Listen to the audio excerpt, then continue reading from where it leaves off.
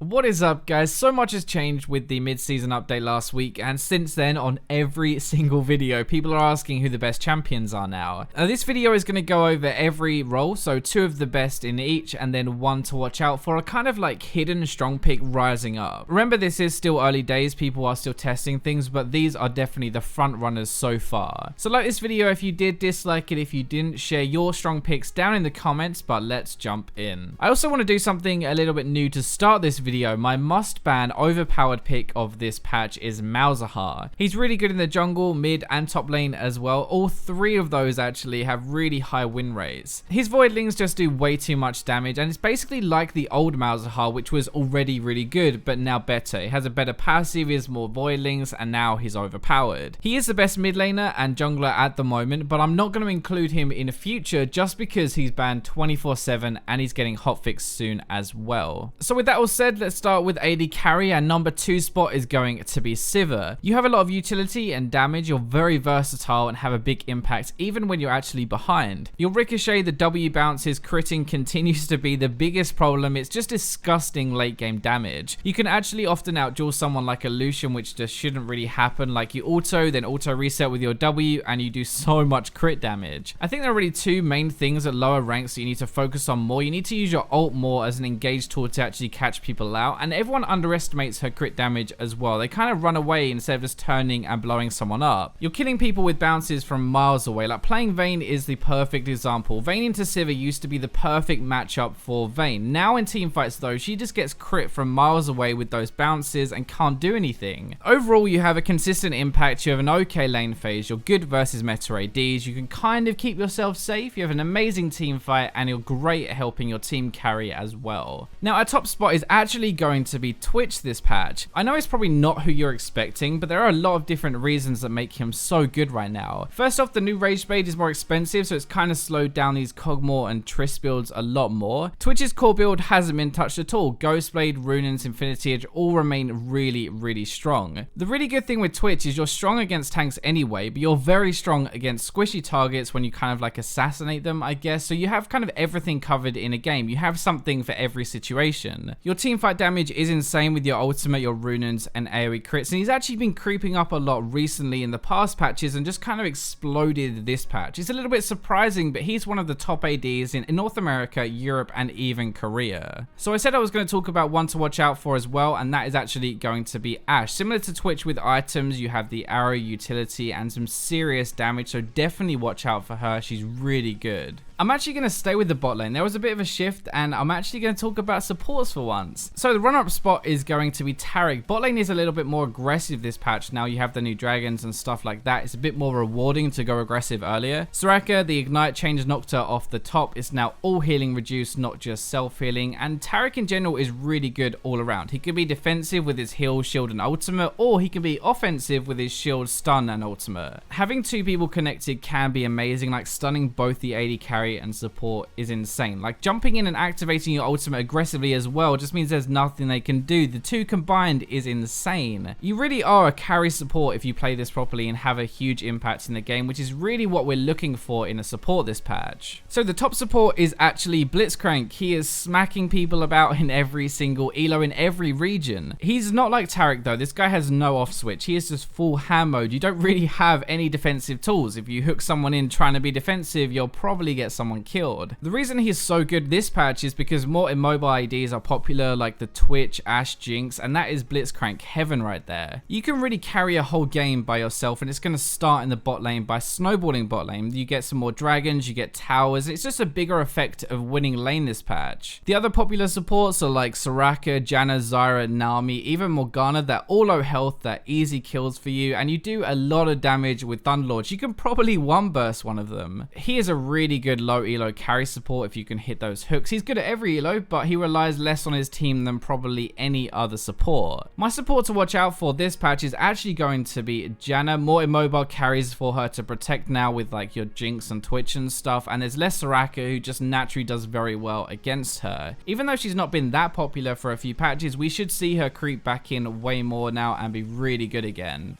For mid lane, so much has changed, honestly. There are a bunch of good picks at the moment, but the second spot in mid so far is going to be Annie. She is one of the less popular mages after the rework, I guess. She still has pretty good burst, but Tibbers now is a monster. The ultimate burst combo does do less, but you still do AoE damage. You have the AoE stun plus burst plus Tibbers going nuts, and actually you can't really ignore Tibbers anymore. It's kind of like having another player, kind of. Lane phase is still really good. You can bully other mages decently, and your E is so underrated. 40% damage reduction, a max rank on a really low cooldown as well. Your base damage might be down, but your AP ratios are really good. 80% on your Q, 85% on your W, 65% on your ultimate. Ludens and Death Cap is a really common build now because you're stacking AP and you still do so much damage. Now, we said this at the start. Technically, I think Mouse is the best mid laner at the moment, so if you can play him, then do, sure, but we're not going to include him in this one. If we're ignoring Malzahar, Fizz, in my opinion, is the best mid laner you can play to climb right now. Actually, it's really just assassins in general, I guess. Fizz, Talon, and Zed. The meta right now is way more mages, right, which they have weaker lane phases, they're a bit more passive, and that means they're weaker to assassins. Roaming is also way more rewarding. We kind of talked about this a little bit, but especially bot lane, you can get Dragon, and they're much more immobile AD carries, which are an easier target. More of Malmortius was nerfed, which means we don't really want to get that as an AD anymore. Makes them, again, easier target. You have a huge amount of damage as well with the new items. You're doing really well with Abyssal. You have more magic resist, so you're harder to kill, but you still do decent damage because you're relying on your base damage. There are a ton of good picks, but if you really want to impact the entire map and snowball a game, carry even with bad teammates, then Fizz is the best at doing that. My mid laner to watch out for is going to be Aurelion Sol. After the mage update, he's done really well. Really good win rate actually at higher ranks, and has a lot of damage and utility if you actually learn to use it properly. As more people are going to start playing him and realizing he's good, he'll be recognized as top tier, I'm pretty sure. So jungle is next up, and well, it turns out Blood Razor is not as good as we thought. Now, on paper it's really good, but the problem is that it's better early, and champions that are building it are more farm focused, so they're weaker than they were when they were sated, and that's not good. This means we're really seeing a lot of tanks, especially with a Cinderhulk buff, and Skarner is going to be taking a number 2 spot. Kind of like a mini Udyr actually at the moment. Very tanky, very annoying, fast, and good damage. The Cinderhulk buff means we're back to tank Skarner now. We have the Iceborne for damage, swiftness, and Deadman's means you're never ever going to escape. It's pretty depressing actually. He is basically perfect for this meta at the moment. He can actually deal with these kind of tank killer AD carries. I know it sounds weird, but he has good damage. It's very hard to kite him, and he can stick to these immobile carries. That is actually the problem with playing against a Skarner. Like, you want to pick more mobile ADs so you can kind of kite him, but they aren't as good tank killers. Tank killers are kind of squishy, so he can actually root them and burst them down with a stun, and then we're kind of screwed. Funnily enough, our best jungler is actually just another version of Skarner. Kind of different version, right? Volibear does basically everything he does, but just a little bit better, or a little bit more useful at least. Before we go on, by the way, remember Malzahar is actually the top dog here, but again, we're not counting him for this. He's my must ban this patch. So Cinderhulk buff again makes him even better, especially Volibear, who scales damage with health. The advantage of picking Volibear over Skarner as well is you're actually tankier earlier. He doesn't need to put money into an Iceborne or anything like that. He has enough damage with his health stack anyway, so you're just piling on more defense and more defense. Warmogs and Spirit Visage is absolutely ridiculous this patch. 400% health regen. It's disgusting on tanks, and both are actually going to increase his damage and make his passive even better. His damage as well doesn't fall off like most tanks actually. He still really hurts in team fights, and he's still going to be a threat no matter what. You have good early pressure, but still good mid to late. It's kind of the perfect mix for dragon control and then a team fighting meta that we're in. So my jungler to watch out for is actually Fiddlesticks. The passive change amongst small other ones, I guess, this patch made a big difference, and he's doing really well. He could have actually even took one of these top spots, honestly, and I think next patch maybe he might do that. Part of the best thing about Fiddle is the surprise factor and not knowing how to play against him. So once people learn not to fight when you can't see him, he might not be quite as good. Finally, top lane, not as much has changed here, so I did leave this one till last. Pure tanks aren't doing as well anymore. ADs are doing better against them, and it's kind of a bit of a shift of the meta, I guess. The runner-up spot is actually going to be Wukong. Now remember, this video is about impacting rank to climb, and as far as carry laners go, you can't really get much better than this guy. He's very strong in lane, huge amounts of damage even when he's behind really as well. So even if he gets ganked a few times, he gets a few items and then he can start doing a lot of damage. Once he starts to snowball, he's very hard to stop. He just has so much damage, like he can dive or he can roam. There isn't really too much you can do. He's a lot more versatile than other carry laners because of his W and his passive. He can stay alive a little bit longer. Also, his ultimate kind of makes him harder to kill in some cases because they're running away or they're knocked up, right? And when they're doing either of those things, they're not attacking you. So you're actually effectively a little bit tankier. He's also really good at roaming. You can have an impact early into the game with your ultimate, and later with the ultimate, you're probably going to one-shot the AD carry. And as an AD main, I can say that's definitely not cool. The top spot is going to be Echo again. He still does a ton of damage and still very hard to deal with. There are a few big things with Echo that make him so good. The first one, his passive move speed means he can dart in and out of fights and trades really easily, so it's very hard to actually trade with him and do any damage back to him. The second thing is his ultimate damage soak is a huge distraction, giving his team a lot of time in fights to actually do damage to their front line, and your stun as well. If placed correctly, he can win you entire games. He's really good against carry laners and tanks, which kind of makes him perfect for this meta really. Your damage does fall off a little later into the game, but by then you should have a decent lead, and hopefully the item lead will make you feel that base damage falling off less. Also as well, last thing, the new Abyssal is actually better on him now with the way it scales later into the game, so you can kind of pick this up 4th item and it's still pretty decent. The pick to watch out for top lane is actually going to be Yasuo. I hate this champion, can't believe I'm putting him in a video, but he gets crapped on a lot in mid lane honestly, but top lane is a little bit easier and you can snowball very hard. He is getting better in this meta and he's very high impact and he has a very high carry potential as well. Like you can pretty much solo carry a game if you're good enough. So that wraps up this video. I hope you guys enjoyed it. Remember to like, subscribe, comment and share, but for now let's go to the robots.